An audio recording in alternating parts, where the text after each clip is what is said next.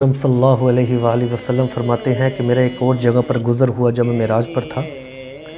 तो एक जगह पर गुज़र हुआ, मैंने क्या देखा, एक शख्स था, उसने ना लकड़ियों का ना गट्ठा जोड़ा हुआ था, काफ़ी लकड़ियों का, और वो लकड़ियाँ उठाता था अपने सर पर तो उठाई नहीं जाती थी। जब उठाता था उससे उठाई नहीं जाती, वो फिर क्या करता, वो लकड़ियों को नीचे रखता और उनके अंदर और लकड़ियाँ डाल देता और लकड़ियाँ उनके अंदर जमा करता।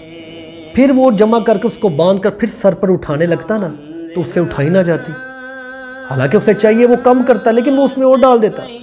हुजूर फरमाते फिर वो नीचे रखता और उसके अंदर और लकड़ियां डाल देता, तो फिर वो उठाने की कोशिश करता, उसको उठाया ना जाता।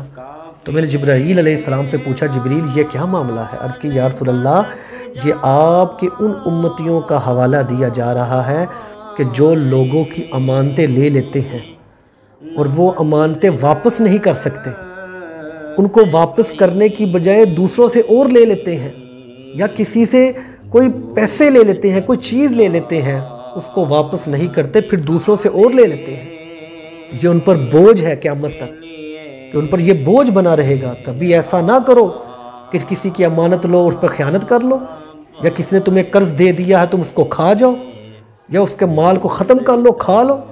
आजकल तो ये वक्त आ गया है, इतनी तबाही आ गई है कि लोग बेतहाशा लोगों का चोरी करके माल खाते हैं, फ्रॉड करके माल खा जाते हैं, झूठ बोलकर खा जाते हैं। लेकिन क़यामत के दिन ये पकड़ होगी, इसकी कोई माफ़ी नहीं होगी। अगर तुमने किसी का हक रखा हुआ है, किसी की अमानत में खयानत किया हुई है, किसी का माल खा लिया है, ये कभी माफ़ी नहीं मिलेगी। हज़रत मोहतरम, क़यामत के दिन इसका हिसाब किताब होगा और हिसाब देना पड़ेगा। तो हज़रत मोहतरम, ये याद रखें कि जब भी किसी से कोई चीज़ ली जाए, कोई अमानत तौर पर, या किसी से कर्ज लिया जाए या पैसे लिए जाए, तो हमेशा उसको वापस करो। क्यों?